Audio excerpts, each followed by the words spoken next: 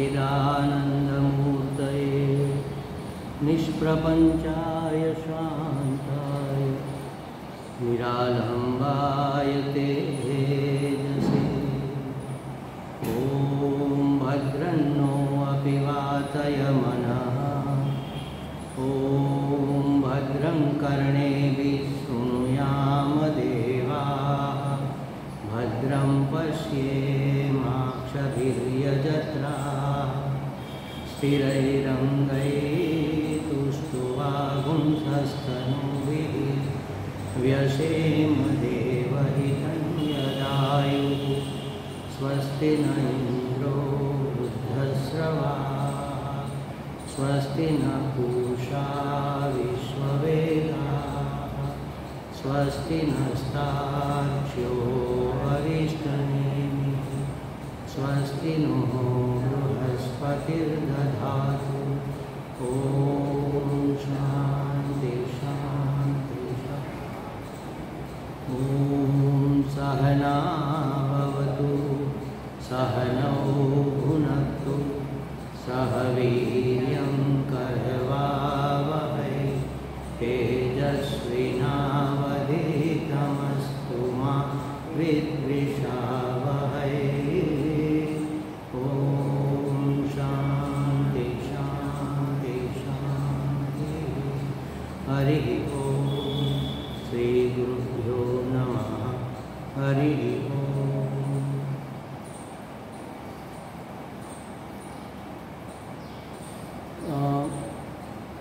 पहले और दूसरे और तीसरे मंत्र का पहले पाठ करेंगे, फिर इसको समझने का प्रयास करेंगे। मेरे साथ ही आप लोग बोलना सब। ओम अथ आश्वलायनः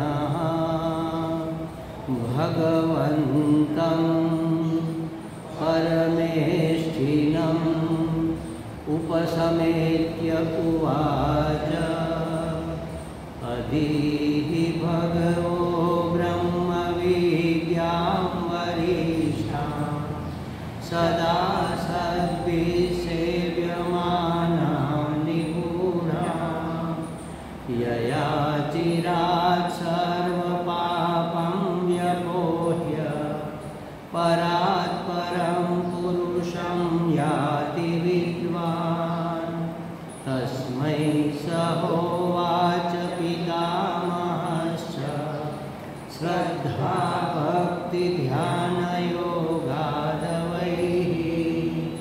न कर्मणा न प्रजया धनेन त्यागेनैकेऽमृतत्वमानसु परेण नाकं निहितं गुहायां विभ्राजते यद्यतयो विशन्ति।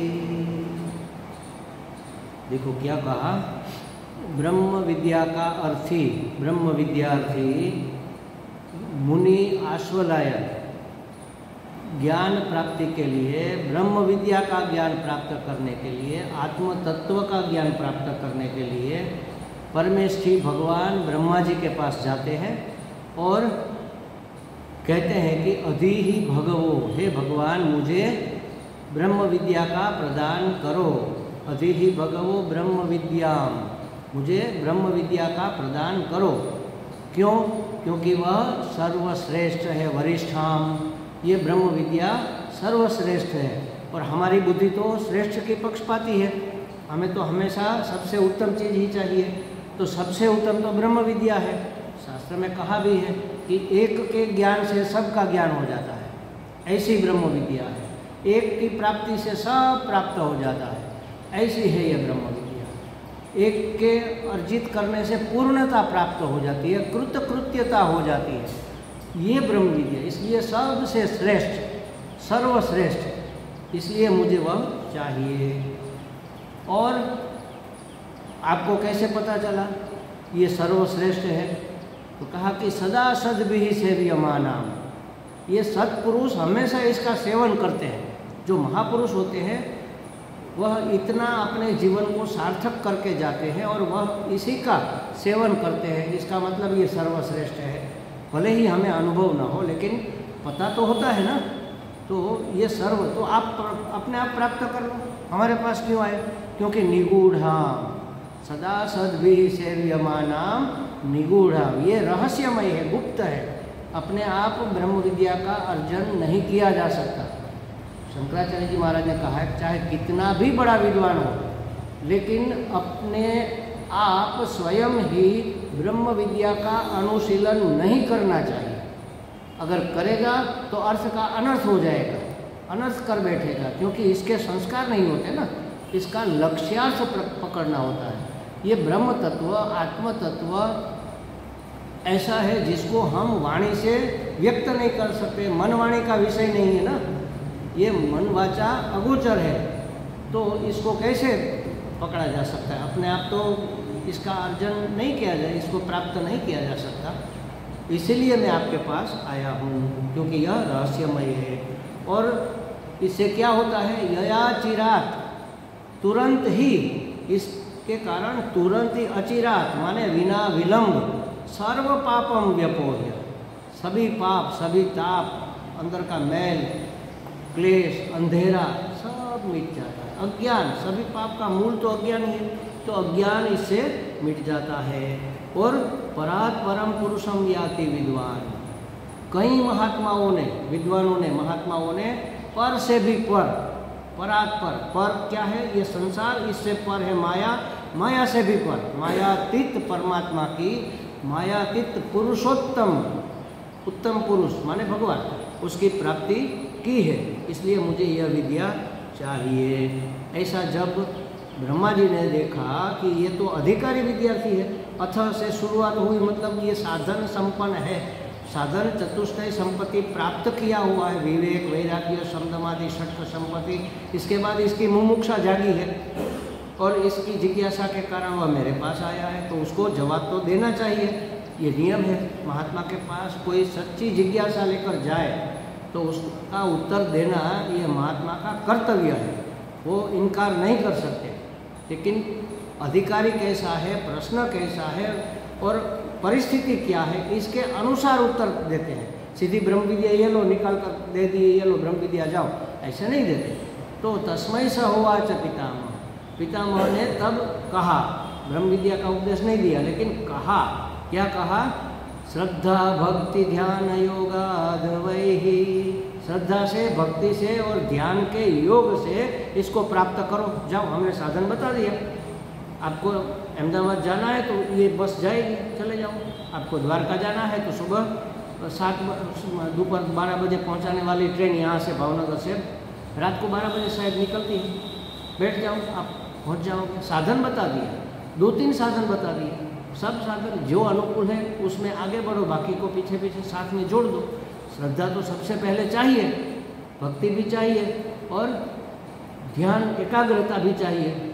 अगर आप सब दिशा में जाओगे तो किसी एक दिशा में नहीं पहुंच पाओगे।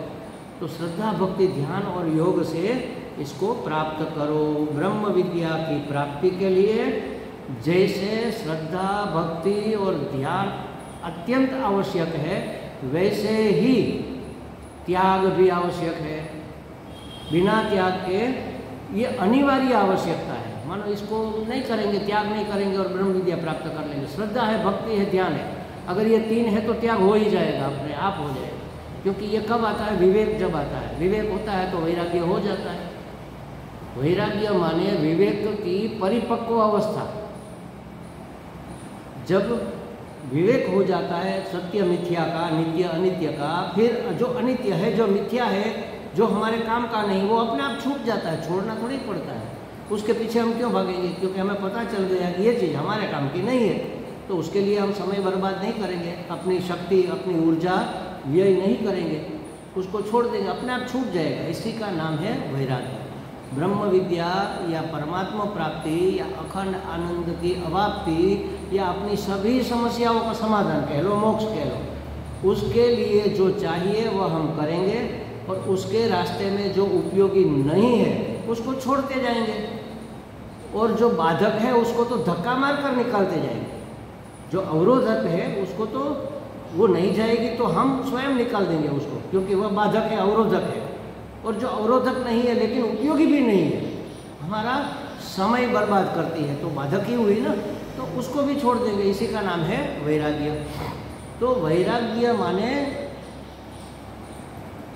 जो अनुपयोगी है, जो बाधक है हमारे लक्ष्य की प्राप्ति में। कौन सा लक्ष्य? परम लक्ष्य। परम लक्ष्य माने परमात्मा प्राप्ति। उसको छोड़ देना, उसको त्याग देना। कैसे त्यागना है? अच्छी तरह से, अंदर बाहर ऊपर नीचे सब देखभाल कर, कहीं थोड़ा बहुत भी रह न जाए। निकालो इसको। गंदगी कौन कैसे निकालते हैं? थोड़ी बहुत नहीं निकालते ना, पूरा पोंछ कर उसको साबुन से धोकर पूरी निकाल देते हैं।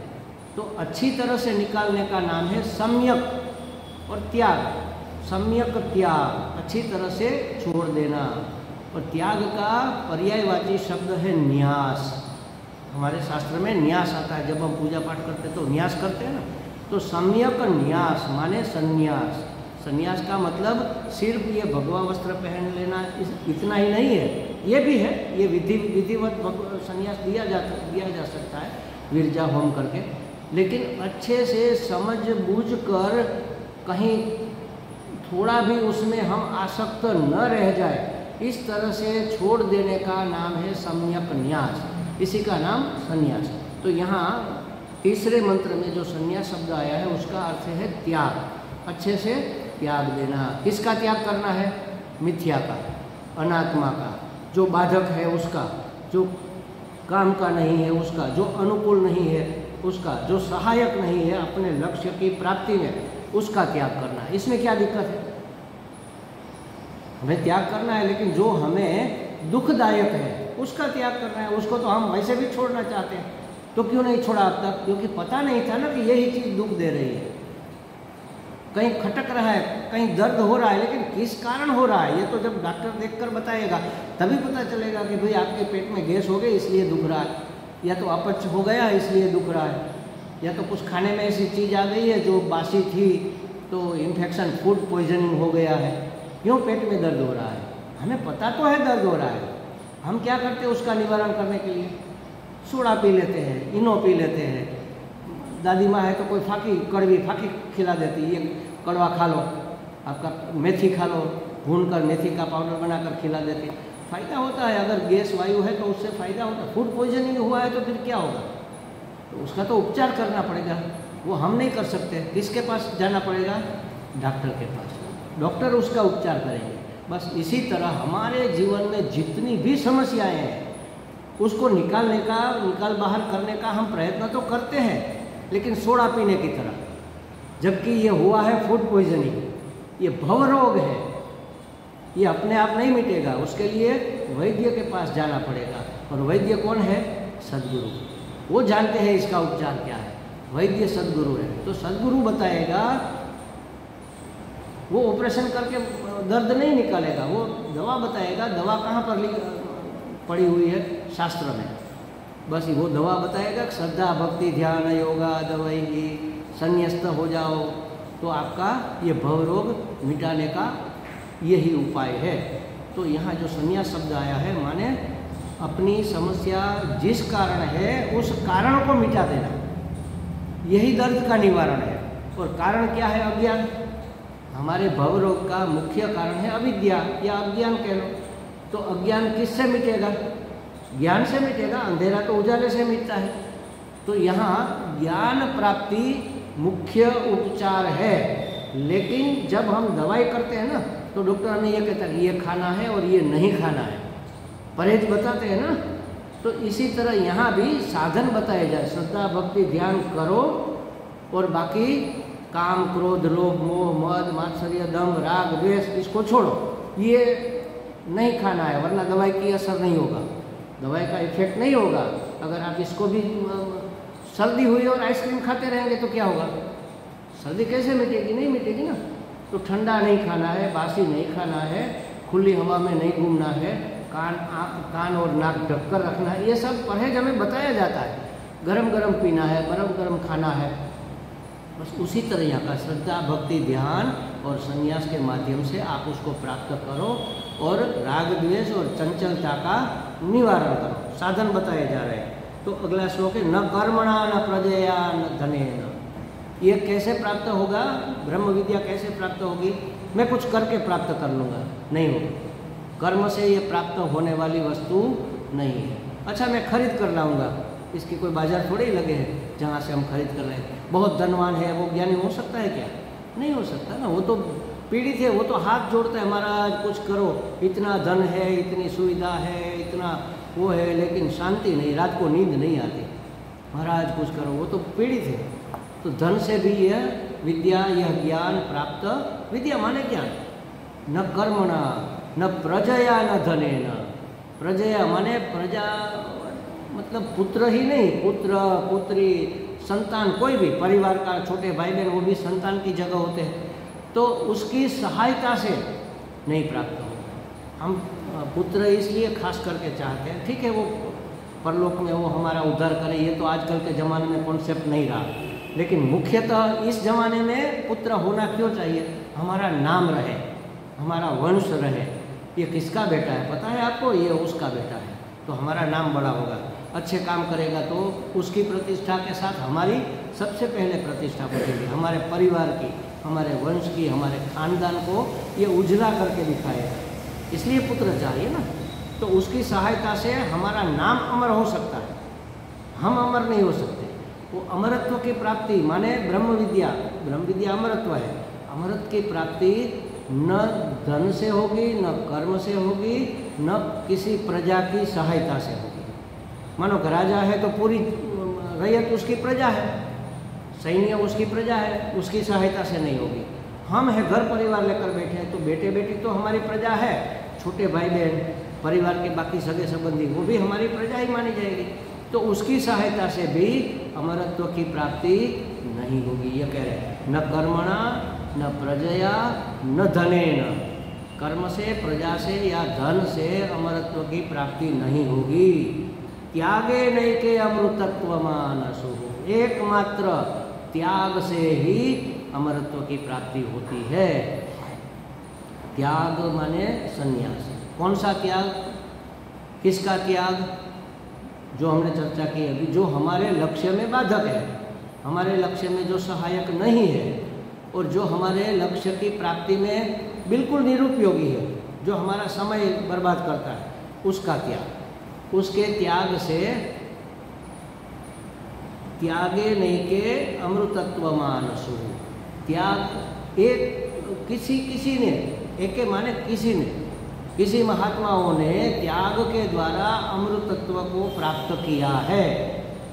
अमृतत्वम आनसुहु, प्राप्त किया है। वास्तव में शब्द ऐसा होना चाहिए, अमृतत्व को प्राप्त हुए हैं। अमरत्व हम प्राप्त नहीं कर सकते, हम उसको, गंगा समुद्र को प्राप्त करती है या समुद्र को प्राप्त होती है? समुद्र को प्राप्त होती, गंगा जी समुद्र में समाये छे ने, समुद्र ने थोड़ो पोतानामां समावे छे। जो महान है उसमें जो निकृष्ट है वो मिल जाएगा।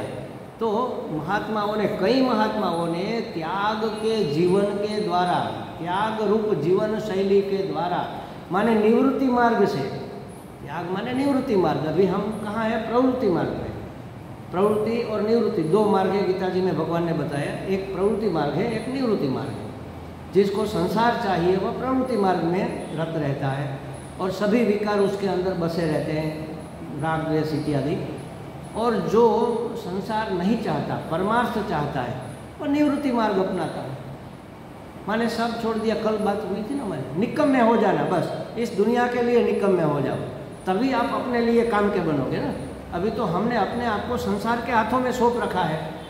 अब क्या करना है? संसार के हाथों से लेकर भगवान के हाथों में हमें सौंप देना है।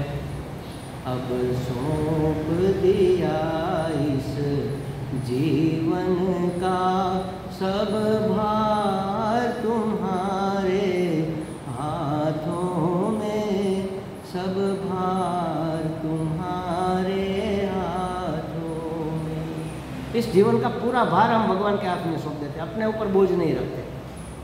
माने सब त्याग दिया, हो गया त्याग, ये हो गया निवृत्ति मार्ग। त्याग का मतलब है निवृत्ति मार्ग। तो कई महात्माओं ने त्याग के द्वारा अमरत्व को प्राप्त किया है। अमृतत्वम मतलब है अमरत्व, अमर, मरना नहीं, उसको अमर कहते हैं। उस अमरपना प्राप्त किया है। कई महात्मा अमर हो गए, कहने का मतलब। तो कैसे अमर हो गए? वो तो नहीं रहे अभी। कहाँ वशिष्ठ है, कहाँ दुर्वासा है, अभी तो हमें नहीं देखने में आते। लेकिन जो मरण धर्मा है उसमें जो मैं बुद्धि थी वो हट गई। ये शरीर मरण धर्मा है, जन्मा है, षड्विकारी है, तो ये मैं हूँ, ये निकल गया। अज्ञान रूप मरण छूट गया उसका। मरण धर्मा जो चीज़ है उसको अज्ञान से उत्पन्न होने वाले मरण भाव रहित हो गए कि मैं मरूंगा, इस भय से रहित हो गए। मरण भाव से, मरण के भय से रहित हो गए। इसी का नाम अमृतत्व। मैं मरने वाला नहीं हूँ। विवेक हो गया, विवेक के बाद वैराग्य हुआ, फिर ज्ञान हो गया। विवेक का नाम भी ज्ञान ही है। विवेक होना माने ज्ञान, पता चलना, इसका नाम विवेक है। ये काम की चीज़ है, ये काम की चीज़ नहीं है। जो काम की चीज़ है वो हमें पता चल गया माने ज्ञान हो गया। अब किस काम को इसको किस काम में लेना है, ये और ज्ञान, ये ज्ञान का साधन हुआ, वह ज्ञान हो गया। तो श्रद्धा, भक्ति, ध्यान और वैराग्य से, त्याग से, निवृत्ति मार्ग के द्वारा इस अमरत्व को प्राप्त किया है कई महात्माओं ने, कई परमहंस महात्माओं ने। इसका ऐसा भी अनुवाद किया जाए, परमहंस माने, हंस माने विवेकी, परमहंस माने परमार्थ के विवेकी। जो महात्मा होते हैं ना उसको टाइटल देते परमहंस, स्वामी श्री फला फला। इसका मतलब क्या है परमहंस का? यही हंस जैसे निरक्षीर विवेक करता है। दूध में पानी मिलाकर हंस को दे दो तो हंस अगर पिएगा, चाँच डुबो कर वो खींचेगा उसमें से, तो दूध खींच लेगा, पानी पड़ा रह जाएगा। दूध पानी अलग करना बड़ा मुश्किल, पॉसिबल ही नहीं है, समझ लो। लेकिन हंस उसका विवेक कर देता है। दूध को अलग, पानी को अलग छांट कर दूध पी लेता है, उसको हंस कहते हैं। ये स्थूल और भौतिक वस्तु का विवेक हुआ। लेकिन परम विवेक, परमार्थ विवेक, इसको कहेंगे परमहंस। माने आत्मा क्या है और अनात्मा क्या है, नित्य क्या है और अनित्य क्या है, सत्य क्या है और मिथ्या क्या है, इसका जो विवेक कर सके उसका नाम है परमहंस। परमहंस कोई टाइटल नहीं है, परमहंस उसके ज्ञान का लेवल है कि इस लेवल के ये महात्मा है। वो उसके शिष्य, उसको किसने टाइटल दिया ये भी देखना पड़ेगा। अपने आप हमने लिख दिया परमहंस स्वामी श्री नित्य निष्ठान, तो ये परमहंस कोई हो नहीं जाता ऐसे। या तो उसके हर एक शिष्य के मन में अपने गुरु तो महान होते हैं, तो शिष्यों ने दे दिया कि परमहंस हमारे सदगुरु परमहंस फलाना फलाना फलाना। एक महात्मा हमने देखा है, हमें मिलते हैं कभी कभी द्वारका में, वो अपने कैसे लिखते हैं पता नहीं, लेकिन उसका शिष्य सब उसका नाम परमहंस महात्मा ऐसा लिखते हैं। परमहंस फला फला, नाम मैं नहीं कहूँगा, परमहंस महात्मा ऐसा। फिर मैंने एक बार पूछा कि ये परमहंस आपको कैसे टाइटल मिला? नहीं मिला नहीं, ये शिष्य लोग कहते हैं परमहंस, बस तो परमहंस हो गए। ऐसे कोई थोड़े ही परमहंस होता है। अच्छे महात्मा है, ज्ञानी है, मैं ये नहीं कहता कि अज्ञानी है, लेकिन परमहंस टाइटल कहाँ से मिलता है? दूसरे उसी के लेवल के महात्मा कहे कि अरे ये तो परमहंस है, तब उस टाइटल की वैल्यू है। महात्मा गांधी को महात्मा किसने कहा? अगर महात्मा गांधी को उसके ड्राइवर ने महात्मा कहा होता, उसके रसोईया ने महात्मा कहा होता, उसके स्वीपर ने या उसके सेवक ने महात्मा कहा होता, तो उसकी क्या कीमत थी? रविन्द्रनाथ टैगोर ने महात्मा कहा।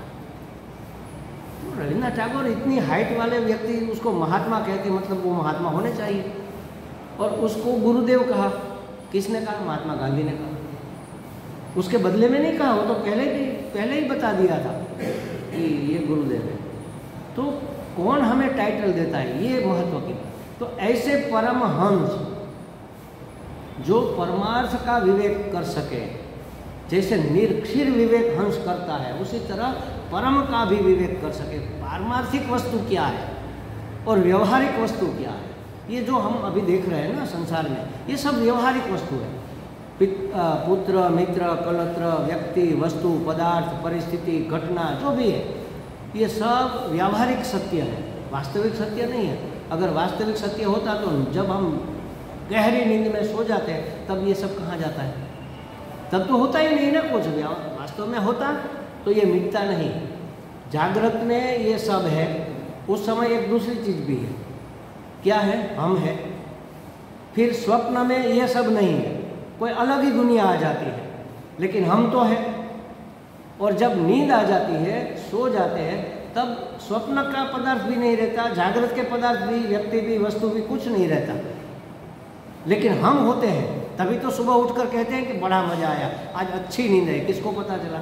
मुझे पता, आप तो थे वहाँ पर। तो जो पारमार्थिक है, माने जागृत में, स्वप्न में, सुषुप्ति में कभी भी जो नहीं जाता, वही पारमार्थिक है, वो नित्य है, वो सत्य है। बाकी सब मिथ्या है। जो पहले नहीं था, बाद में नहीं रहेगा, लेकिन अभी दिख रहा है, वो वास्तव में सत्य हो नहीं सकता। जो पहले नहीं था, जागने से पहले ये जगत नहीं था, सो जाने के बाद ये जगत नहीं रहेगा, बीच में दिखता है। जो बीच में दिखता है वो वास्तव में होता नहीं, सिर्फ दिखता है, प्रतीत होता है, होता नहीं है। अरे महाराज क्या बात कर रहे हो, ये संसार, ये दिख रहा है, ये साधक, ये कुर्सी, ये टेबल, ये सत्संग हॉल, आप बोल रहे हैं, हम सुन रहे, ये नहीं हो सकता क्या? कैसे मान ले ये नहीं है? तो जो पहले नहीं था, जो पीछे नहीं था, ये सिद्धांत है, वो नहीं होता। मतलब हम नहीं है, ये जिसको हम मान रहे हैं वो नहीं है। हम इस सभी के जो साक्षी है, जो ये जानता है, मैं बोल रहा हूँ, आप सुन रहे हैं कि नहीं? जिसको पता चल रहा है कि मैं सुन रहा हूँ, वह आप है। सुनने वाले आप नहीं, सुनने वाली तो कर्णेंद्रिया है, लेकिन अंदर बैठा कोई जान रहा है कि मैं सुन रहा हूँ, वह आप है। वो नित्य, वो पहले भी था, आज भी है, कल भी रहेगा। बचपन में वो था, जवानी में भी था, अब प्रौढ़ अवस्था आ गई, तब भी है। हमारे जैसे कई लोग तो बूढ़े भी हो गए, तो बुजुर्ग हो गए, बूढ़े हो गए, तब भी है। तो फिर ये शरीर चला जाएगा तब नहीं रहेगा। जो अब तक नहीं गया वो अब क्यों जाएगा भाई? वो बाद में, पहले भी था, बाद में भी रहेगा, और अब भी है। वह सत्य है, वह नित्य है। ये विवेक करने वाले का नाम है परमहंस। तो कई परमहंस महात्माओं ने त्यागे नैके अमृतत्व मानसुहु, त्याग के द्वारा निवृत्ति मार्ग को अपना कर इसकी प्राप्ति की है। माने वह परम को प्राप्त हो गए, परमात्मा को प्राप्त हो गए हैं। त्यागे नैके अमृत, त्यागना क्या है? निखिल कर्म त्याग। निखिल माने सभी प्रकार के कर्मों का त्याग करना है। स्रोत कर्म होते हैं, स्मार्त कर्म। एकादशी आती है तो लिखा होता है ना, स्मार्त एकादशी, स्रोत एकादशी। पहली आती है, दूसरी आती है। ज़्यादातर हम लोग दूसरी इस्तेमाल करते हैं, वो स्मार्त होती है। स्मार्त में क्या है, स्रोत में क्या है, मेरे हिसाब से, मुझे पक्का ख्याल नहीं, लेकिन मुझे लगता है यही होना। जो सूर्योदय के समय एक मुहूर्त तक जो तिथि होती है, पहले मुहूर्त, उस तिथि को पूरा दिन गिना जाता है। सुबह में सूर्योदय हुआ, 48 मिनट या 1.5 घंटा एकादशी है तो पूरा दिन एकादशी, फिर द्वादशी शुरू हो गई, लेकिन उसी को एकादशी माना जाएगा। और स्मार्त में ये होता है कि ज़्यादा समय किस दिन रहती है, तो आज 11 बजे शुरू हो गई, पूरा दिन पूरी रात रहेगी, तो आज एकादशी कहेंगे। कल सुबह तो 1 घंटा है सिर्फ, तो वो नहीं मानेंगे। तो दो अभिप्राय है। वास्तव में हमारे पौराणिक, सांस्कृतिक, ज्योतिष शास्त्र में, खगोल शास्त्र में ये माना जाता है कि सूर्योदय के समय जो तिथि होती है वह माननी चाहिए। सूर्य जब उदय होता है, हमारा दिन कब शुरू होता है? रात को 12 बजे नहीं शुरू होता है, वो तो तारीख बदलती है 12 बजे। हमारा दिन सूर्योदय से सूर्योदय तक चलता है। सूर्य उगा तो आज शनिवार हो गया। अगर सूर्योदय से पहले आपने बाल कटवाए, शेविंग कटवाया, तो आपका शनिवार भंग नहीं होगा। शनिवार को नहीं कटवाते ना, तो आपने उससे पहले कर लिया। मैं भी करता हूँ कभी कभी, सुबह में 3 बजे उठता हूँ, 4 बजे 5 बजे स्नान करने जाता हूँ, तब शेविंग कर लेता हूँ, फिर पता चलता है अब तो शनिवार। लेकिन अभी कहाँ शनिवार हुआ, अभी तो शुक्रवार की रात चल रही है ना, तो कर सकते हैं आप। तो सूर्योदय के समय ही हमारा दिन, हमारे मुहूर्त, हमारी तिथि शुरू होती है। हमारा दिन तिथि के हिसाब से है, तारीख के हिसाब से नहीं है। वार भी तिथि के हिसाब से, शनिवार सूर्योदय से लेकर दूसरे दिन सूर्योदय तक शनिवार रहेगा, फिर रविवार हो जाएगा। तिथि जो भी है, आज मेरे हिसाब से चतुर्थी है ना, गणेश चतुर्थी, तो आज सूर्योदय से लेकर कल के सूर्योदय तक गणेश चतुर्थी मानी जाएगी। अब कल चाहे शुरू हो गई है, जो भी है, लेकिन सूर्योदय के समय है तो आज मानी जाएगी। तो इस तरह से ये हमारा शास्त्र चलता है। तो यहाँ कहा कि निखिल माने सब, स्रोत, स्मार्त, सभी कर्म, कोई भी कर्म हमें अमृतत्व की प्राप्ति नहीं कराते। तो अगर वह अमृतत्व की प्राप्ति नहीं कराते तो क्या करना चाहिए उसका? जो हमें सहायक नहीं है उसको छोड़ो। पहले ही बात हो गई ना कि हमारे परम लक्ष्य में जो सहायक नहीं है और जो बाधक भी है, कर्म करेंगे तो फिर उसका बंधन, उसका फल भोगना पड़ेगा। कर्म का फल लेने के लिए दूसरा जन्म लेना पड़ेगा। वो तो इस संसार चक्र में फंसाए रखेगा। मुक्त कैसे करेगा? कर्म किसी भी तरह से मुक्त, कोई भी कर्म मुक्त नहीं करता, क्योंकि कर्म हमेशा फल उत्पन्न करता है। कर्म बीज है, बीज बोएंगे तो उसमें से पौधा निकलेगा और फल भी आएगा। अगर मीठा है तो खाओ, कड़वा है तो थू, ऐसा नहीं चलेगा। कड़वा है तो भी खाना पड़ेगा। पाप का फल तो कड़वा होता है ना, फिर भी भोगना पड़ता है ना। और पुण्य का फल मीठा होता है। तो हमारे महात्मा लोग कहते हैं, खास करके अखंडानंद जी महाराज कहते थे, मीठा मीठा गप, कड़वा कड़वा थू, ये दो बातें नहीं चलेगी। मीठा आया तो गप कर गए और कड़वा आया थू कर, दो बातें। अगर मीठा खाना है तो कड़वा खा। जो दुखी होना नहीं चाहता उसे सुख नहीं भोगना चाहिए। सुख में जो सुखी होता है वह दुख में दुखी होता ही है। सुख आया तो आया, बस ठीक है, उसमें नाचने कूदने की जरूरत नहीं है, सुखी होने की जरूरत नहीं है। सुख से क्या सुखी होना? मेरा तो स्वभाव ही सुख स्वरूप है। जो सुख में सुखी नहीं होता वह दुख में दुखी भी नहीं होता। तो ये आसान तरीका है। दुख में अगर दुखी नहीं होना है तो सुख में मैं सुखी हूँ ऐसा मानना छोड़ दो। अगर सुख में हम अपने आप को सुखी नहीं मानेंगे तो दुख में भी दुखी नहीं मानेंगे। मानने का ही तो प्रश्न है। दुख आता है इसका कोई प्रॉब्लम नहीं है, दुख आता है लेकिन वह मुझे दुखी करता है, यह समस्या है। तो हमने नहीं माना दुख दुखी। एक महात्मा तो कहते थे दुख आए तो उसका इनकार कर दो। नहीं नहीं, मैं दुखी थोड़े ही हूँ, होगा जो होगा सो होगा, मैं दुखी नहीं, मैं तो आनंद स्वरूप हूँ, अमृत स्वरूप हूँ, मैं दुखी नहीं। दुख का इनकार कर दो तो आप दुखी नहीं होंगे।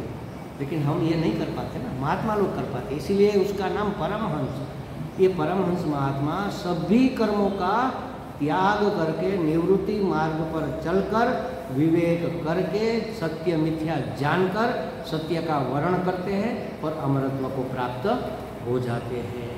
निखिल स्रोत स्मार्त कर्मों को परित्याग कर, परितः त्याग कर माने ठीक ठीक समझ बूझ कर, आजू बाजू ऊपर नीचे अंदर बाहर कहीं भी रहना नहीं चाहिए।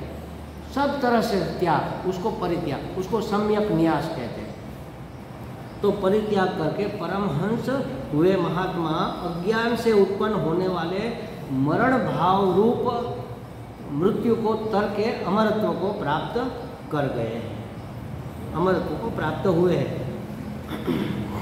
कैसा है वो अमरत्व? परेण नाकम, नाकम शब्द समझ में, नाकम माने ये नाक, इसकी बात नहीं है, ये दो शब्द से बना है। न अकम, अकम माने दुख, न अकम माने न दुख, नाकम माने दुख जहाँ नहीं है, कभी भी जहाँ दुख नहीं है ऐसी स्थिति जिसको हम स्वर्ग कहते हैं। स्वर्ग में दुख नहीं होता ना, वहाँ वृद्धावस्था नहीं आती, वहाँ बीमारी नहीं आती, वहाँ तृप्ति भी नहीं होती। आप जितना चाहो खाओ, अब पेट भर गया अब नहीं खाया जाएगा, ऐसा नहीं। आप चाहो जितना खा लो, खाते ही रहो, बस हो सकता है देखते ही रहो, जो भी भोगना है भोगते ही रहो। आप जितना लंबा समय भोगना है भोग सकते हो। ये स्वर्ग का सुख है। वहाँ कोई मर्यादा नहीं है, उम्र की मर्यादा नहीं है, भोग की मर्यादा नहीं है। तो इसको स्वर्ग कहते हैं। स्वर्ग को नाकम कहते हैं। कम, कम माने दुख, माने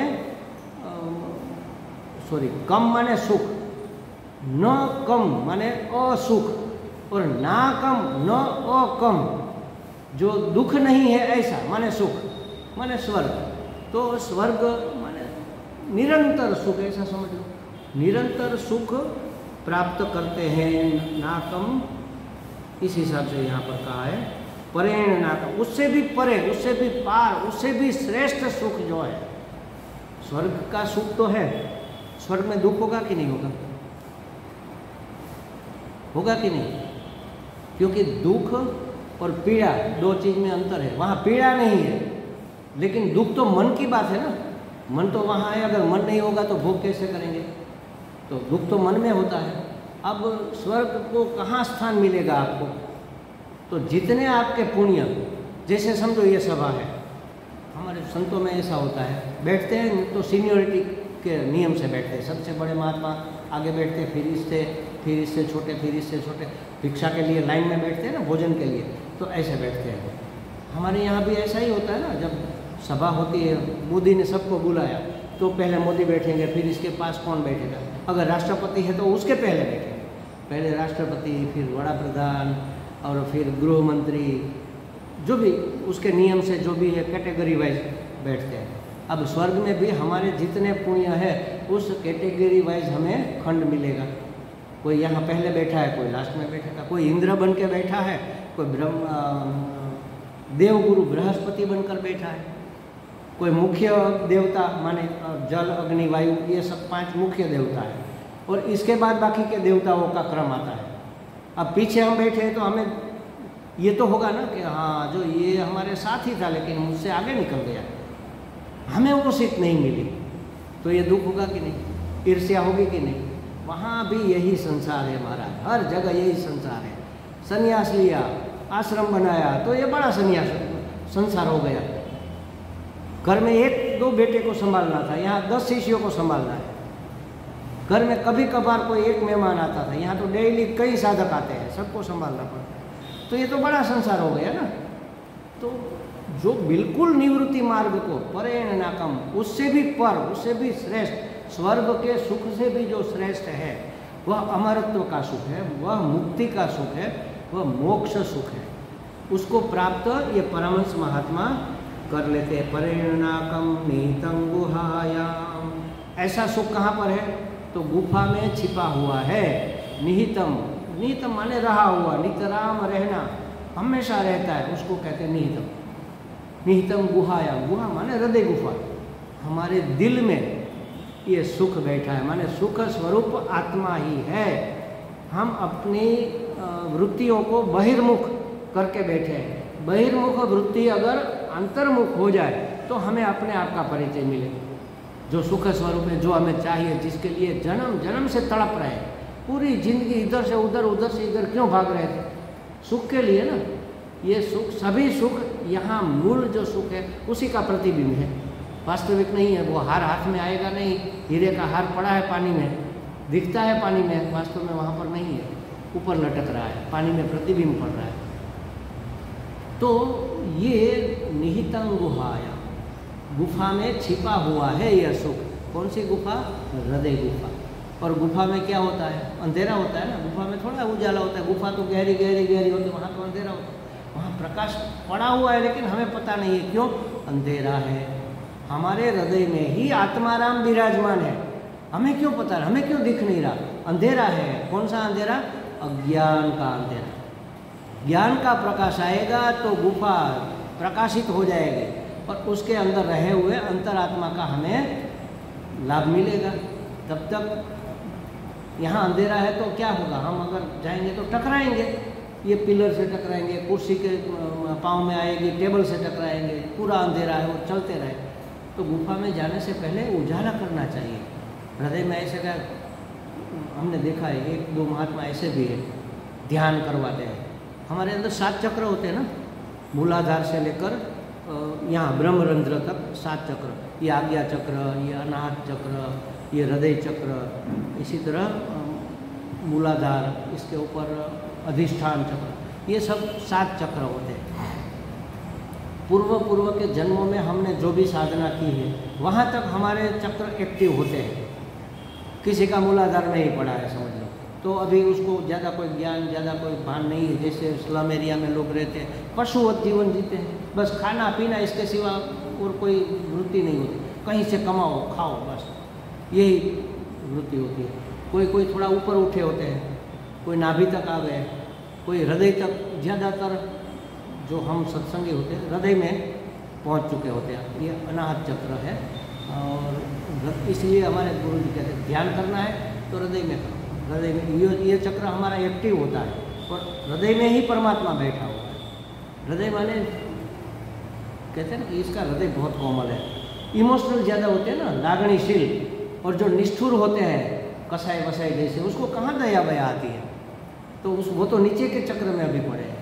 हमारे अंदर दया है, दान का भाव है, दया का भाव है, परोपकार का भाव है, उदारता का भाव है। तो मतलब हम हृदय चक्र में अभी बैठे हैं। अगर हम अच्छी तरह से अपनी बात व्यक्त कर सकते हैं और सब लोग इससे प्रभावित होते हैं तो कंठ चक्र में, आहत अनाहत चक्र, ये यहाँ पर हम बैठे हैं। इसका नाम अनाहत नहीं है, शायद कुछ दूसरा है, मैं नाम भूल गया। इस चक्र में बैठे और आपकी बात पूरी दुनिया मानती है। आप संचालन करते हो, नेता हो, आगेवान हो, जिस किसी के भी, सोसाइटी के हो, परिवार के, तो आप आज्ञा चक्र तक पहुंच चुके हैं। जिसका आज्ञा चक्र एक्टिव होता है ना, उसकी बात का कोई इनकार नहीं कर सकता, सब मानते हैं उसकी बात। इसके बाद ये खोलना नहीं है, यहाँ से यहाँ जाओगे मुक्त हो जाओगे। तो एक महात्मा ऐसा मैंने देखा है, अभी है भी शायद, वो कहते ध्यान करो। कहाँ ध्यान करो? यहाँ ध्यान करो। अरे आप यहाँ पहुँचोगे कैसे? आप कहाँ हो वो तो देखो। ज़्यादा से ज़्यादा आप हृदय चक्र में ध्यान कर सकते हो, बस। इससे ऊपर आप नहीं जा सकते।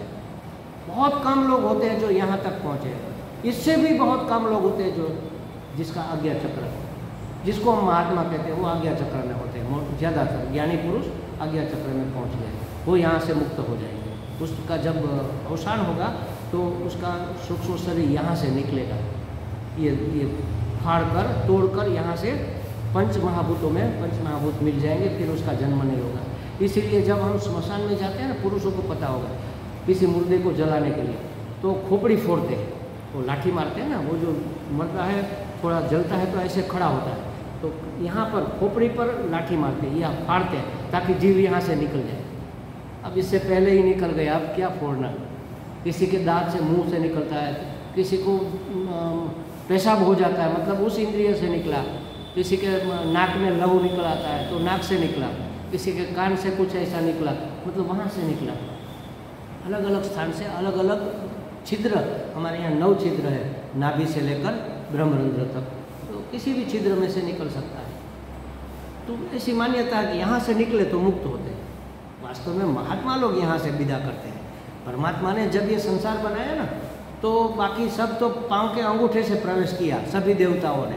आँख के देवता, कान के देवता, सभी के देवता है ना, कान के देवता, हाथ के देवता, पग के देवता, सभी देवताओं ने पग के राइट लेग, जमणो पग, उसके अंगूठे से सब ने प्रवेश किया। लेकिन वो सब निकम में पड़े थे, चैतन्य के बिना क्या करते? भगवान ने सोचा कि अभी तक कुछ काम में ये शरीर नहीं आ रहा है, अब मुझे प्रवेश करना पड़ेगा। मतलब चेतन का प्रवेश हुआ, चैतन्यवंत हुआ। बीज है, बीज पड़ा है तो उसमें पोटेंशियलिटी है, लेकिन चैतन्य प्रकट नहीं हुआ। अब जब इसको बो देंगे उसमें से अंकुर निकलेगा, तब चैतन्य प्रकट हुआ। तो भगवान ने सोचा चलो मैं इसमें प्रवेश करता हूँ, कहाँ से जाऊँ? तो उसने कहा सब लोग अंगूठे से गए। नहीं, राजा, उसका द्वार अलग होता है ना, तो यहाँ से खोपड़ी का छिद्र खोलकर भगवान यहाँ से प्रवेश हुए और यहाँ आकर बैठ गए। देखो ये ऐसा माना जाता है, हमारे पुराणों में, शास्त्रों में ये कहा। जैसे समझो कि बहुत बड़ी सभा है, नरेंद्र मोदी आने वाले हैं या तो मुख्यमंत्री आने वाले हैं, तो अरेंज किया सब लोगों की एंट्री इधर से, महिलाओं का इधर से, पुरुषों का इधर से, तो वो भी इधर से आएगा? नहीं, उसकी स्टेज के पीछे एक दरवाज़ा रहेगा, उसकी कार वहाँ तक आएगी, वहाँ से उतर कर सीधा स्टेज पर चढ़ जाएगी। उसकी एंट्री अलग होगी ना, नज़दीक होगी, जहाँ उसको ठहरना है वहाँ से नज़दीक होगी, तो यहाँ ठहरना है, यहाँ से एंट्री होगी। और वह मुख्य द्वार महत्वपूर्ण, पवित्र होता है, स्पेशल सिक्योरिटी वाला होता है। वहाँ 2 सिक्योरिटी गार्ड खड़े होते हैं, उसके साथ भी चलने वाले होते हैं, क्योंकि ये तो महापुरुष है, पुरुषों से भी उत्तम पुरुष है। तो यहाँ से उसका प्रवेश होता है। तो षड चक्र भेदन करके यहाँ से महात्मा लोग निकलते हैं। तो परित्याग माने सब कुछ, फिर ये शरीर भी छोड़ देते हैं ना, इसको भी, फिर उसको जन्म नहीं लेना, उसके प्राण उत्क्रमण नहीं करते। उत्क्रमण माने अगले किसी शरीर में गति करना। हमारे प्राण हमारे सूक्ष्म शरीर को लेकर जो हमारी वासना है, उस वासना की पूर्ति कराने वाले शरीर में प्रवेश करते हैं मृत्यु के समय। तो महात्मा लोगों का क्या होता है, उसके प्राण यहाँ से निकले, सूक्ष्म शरीर तो था नहीं, बिखर दिया, अग्नि अग्नि में मिल गया, जल जल में मिल गया, बस खत्म, चैतन्य महाचैतन्य में मिल गया। घड़ा हमने सरोवर में डुबाया है, तो घड़े के अंदर पानी है, अब घड़ा फूट गया तो पानी कहाँ जाएगा? पानी पानी में मिल गया। और हमारा क्या होता है, घड़ा भरा हुआ घड़ा फोड़े बगैर निकाल लेते हैं, तो अंदर का पानी आगे भी जाता है, हम बाल्टी पे उसको डाल देते हैं। तो घड़े में जो पानी था वो बाल्टी में गया, बाल्टी में था वो बटलोई में गया, बटलोई में था वो कुकर में गया, कहीं बदलता रहता है, कभी ग्लास में आया, कभी लोटे में आया, कभी हमारे पेट में गया। वो स्थान बदलता रहता है क्योंकि घड़ा फूटा नहीं। और महात्माओं का घड़ा फूट जाता है। घड़ा फूट जाना माने अब शरीर प्राप्त नहीं करना है, सूक्ष्म शरीर नष्ट हो गया, इसी का नाम ज्ञान। कि ज्ञान से ही नष्ट होता है और किसी चीज़ से नष्ट नहीं होता। और ज्ञान क्या है, मैं ये नहीं हूँ, मैं अमर चैतन्य, अनंत चैतन्य, अखंड चैतन्य हूँ, ये जान लेना, इसी का नाम है। यह जान लेने से क्या होगा, मैं पूर्ण हूँ, ये पता चले। जब तक मैं पूर्ण हूँ यह हमें कंफर्म ना हो जाए तब तक हम अपूर्णता को सहन नहीं कर सकते, और उसके लिए कुछ ना कुछ करते रहते हैं कि अभी मैं अपूर्ण हूँ, कैसे अपूर्ण, अरे मैं देखो ना ऐसा पतला पतला सा हूँ, लोग तो मुझे ध्यान में ही नहीं लेते। जो पहलवान होते हैं उससे सब डरते हैं, तो हम जिम ज्वाइन करते हैं, कसरत करके मजबूत शरीर बनाते हैं, तो शरीर की पूर्णता हुई। अब भी कोई ध्यान नहीं दे रहा है। नहीं, धनवानों को सब मान देते, धन कमाओ तो करोड़पति बन गए। हाँ, अब थोड़ा मान पान बढ़ा, लेकिन अभी भी वो जो मेयर आते हैं उतना नहीं। तो प्रतिष्ठा कमाओ, सोसाइटी के प्रमुख बन गए, फिर सोसाइटी कॉरपोरेटर बने, फिर मेयर बने, फिर मुख्यमंत्री बने, पद बड़ा करते गए। पद, पैसा, प्रतिष्ठा बढ़ाते बढ़ाते हम मानते हैं कि हम पूर्ण हो जाएंगे। कोई पूर्ण नहीं हुआ। ये सब चीज़ें हमें पूर्ण नहीं करती। सिर्फ जान लेना है कि मैं पूर्ण हूँ। पूर्ण का नाम है ब्रह्म। ब्रह्म माने बृहत्वात्, बड़े से बड़ा, पूरा का पूरा, इसी का नाम ब्रह्म। उसमें कुछ कम नहीं, सब उसमें आ जाए अंदर, उसको कहते हैं ब्रह्म, उसको कहते हैं पूर्ण। और जान लिया कि अरे मैं तो पूर्ण हूँ, तो फिर बस सिर्फ जान लेना है। जान तो लिया हमने, लेकिन मानते कहाँ है। जान भी लेना है, मान भी लेना है। ब्रह्म या पूर्ण बनने के लिए कुछ करना नहीं है, सिर्फ जानना है। अभी अनजान है, अनजान का नाम है अज्ञान, जान लेने का नाम है ज्ञान। जैसे एक राजा, एक रानी, उस रानी को एक बेटा हुआ छोटा सा, अभी 5-6 महीने का या 2-3 महीने का। और राजा ने सोचा कि चलो, बहुत दिन प्रसूति गृह में रानी रही तो वो कंटाल गई होगी, कहीं पिकनिक पर जाते हैं जंगल में घूमने के लिए। तो पूरा रसाला उसके साथ चलता है। वो सेनापति, थोड़ा बहुत 5-25 सैनिक लेकर, घोड़ा, हाथी सब लेकर जंगल में गए, पिकनिक मनाया। अभी बस विश्राम कर रहे थे और इतने में जोरदार आंधी तूफान चला, भयंकर आंधी तूफान। पेड़ इधर से उधर गिरने लगे, सब भागो भागो, बचाओ बचाओ करने लगे। और बारिश अनराधार टूट पड़ी और इतना पानी आया कि जंगल में भी यहाँ तक पानी हो गया जहाँ पर वो थे। तो कोई उधर बह गया पर, उधर बह गया पर, उधर बह। धीरे धीरे सब पानी शांत हुआ। राजा ने देखा, अरे कहाँ गए सब बिखर गए। राजा ने ढूंढा सबको, तो रानी तो मिली कहीं पर बेबान जैसी थी। फिर वो प्रधान मिला, 1-2 सैनिक मिले, 1-2 घोड़े मरे हुए मिले, एक आध घोड़ा कोई जिंदा था, कोई पेड़ पर लटक रहा था ऐसे। वो बेटा घूम गया, बेटा नहीं मिला, छोटा सा। उसने सोचा कि इतने आदमी मर गए तो बेटा तो छोटा, 2 महीने का 3 महीने का कैसे बचा, वो तो मर ही गया होगा। बहुत ढूंढा, फिर रोते रोते रानी, राजा, प्रधान सब घर आ गए।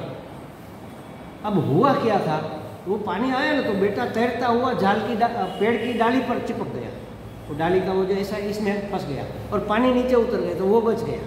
लेकिन ठंड इतनी लगी कि वो बेभान हो गया, वरना बच्चा तो रोता है ना। वो ठंड में अभान जैसी अवस्था हो गई, मूर्छा आ गई, तो पड़ा रहा ऐसे ही। सब ढूंढते ढूंढते चले गए, किसी का ध्यान नहीं गया कि ऊपर तक देखे और नहीं मिला। फिर धीरे धीरे सूर्य उगा, धूप निकली तो उसकी ठंड उड़ी धूप के, तो फिर रोने लगा, वो हाथ पर हिलाकर रोने लगा। उसी समय वहाँ से कोई भील लोग निकल रहे थे। उसने देखा, अरे ये आवाज़ कहाँ से आ रही है। देखा बच्चा है किसी का, उतारा नीचे, पूछा सबको, भाई किसका है ये, आसपास में है कोई, ये बच्चा किसका है। कोई नहीं था। अब कहाँ जाए, उसको कोई बेटा बेटी नहीं थी। तो वो तो खुश हो गया, चलो भगवान ने हमें बेटा दे दिया। और वो थोड़ा किसानी का काम करता था, छोटी सी ज़मीन थी, खेती बाड़ी करता था, तो बेटा भी किसान बन गया, काम करने लग गया।